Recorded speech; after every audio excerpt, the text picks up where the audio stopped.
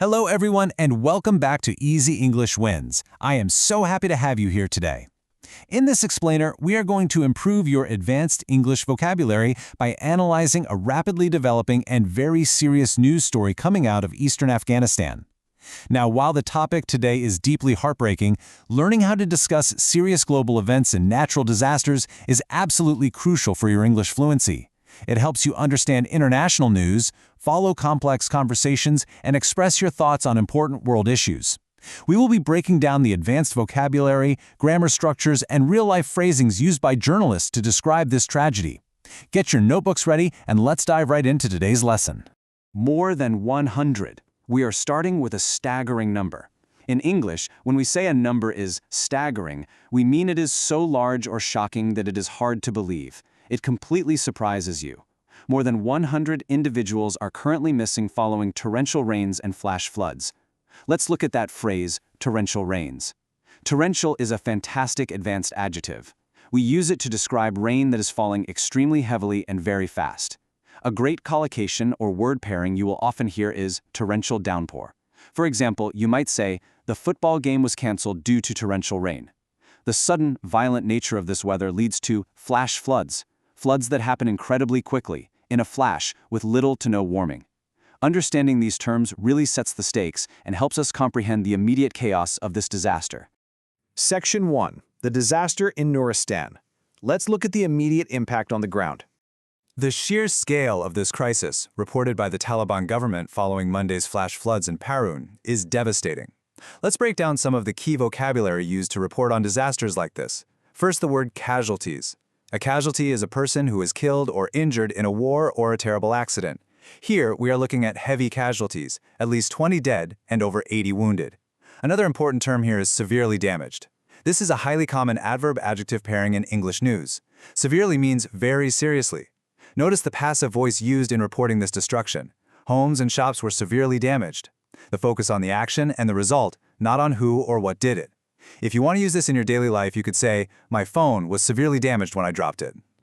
To really grasp the terrifying reality, listen to this quote from Ashiqullah Safi, the head of a local NGO. He stated that the flood completely destroyed the municipality. Let's look at the word municipality. This noun refers to a city or town that has its own local government. The floodwaters also left massive boulders and debris scattered everywhere. Debris is a very important word. It means scattered pieces of waste or remains. A quick pronunciation note for you.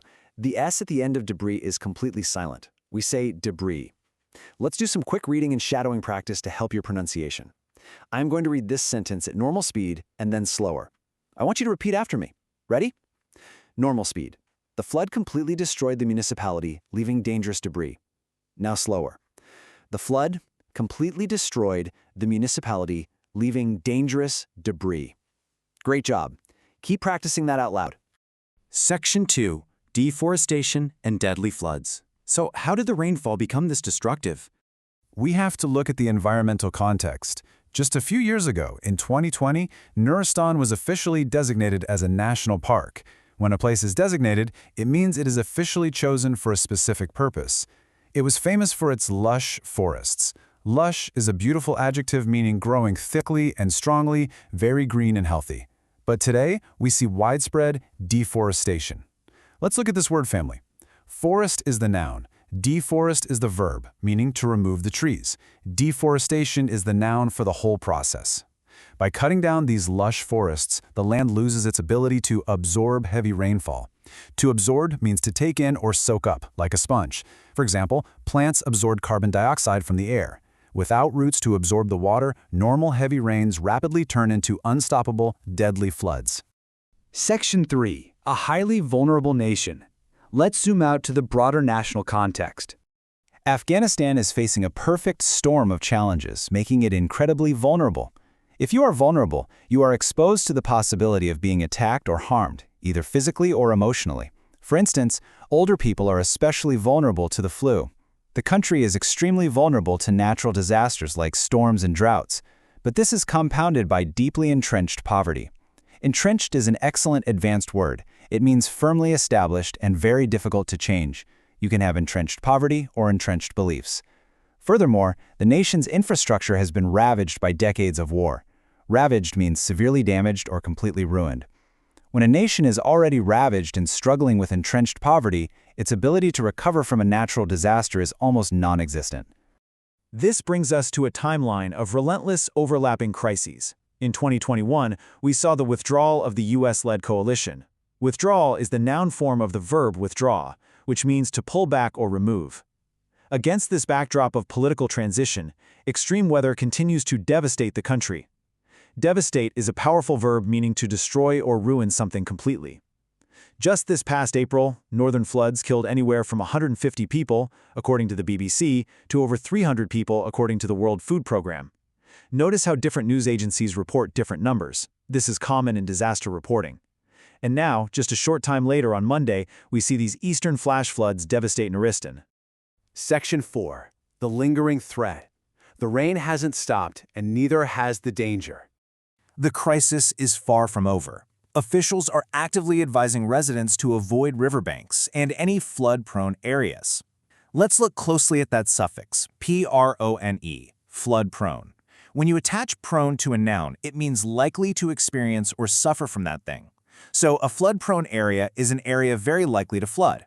You can use this in everyday English too. If someone drops things a lot, you might call them accident-prone. If an athlete gets hurt often, they are injury-prone. It is a highly useful structure to remember. It's a stark reminder that the threat remains active for millions right this minute. I want to leave you with this final provocative thought. How can a nation stripped of both its natural forest defenses and its financial resources withstand the compounding extremes of climate change? It is a deeply systemic vulnerability. Well, that brings us to the end of today's explainer. Let's do a quick recap of the incredible vocabulary we built today. Torrential, casualties, debris, lush, deforestation, vulnerable, entrenched, and flood-prone. Your homework for this lesson is to pick 3 of these new words and write your own original sentences in the comments section below.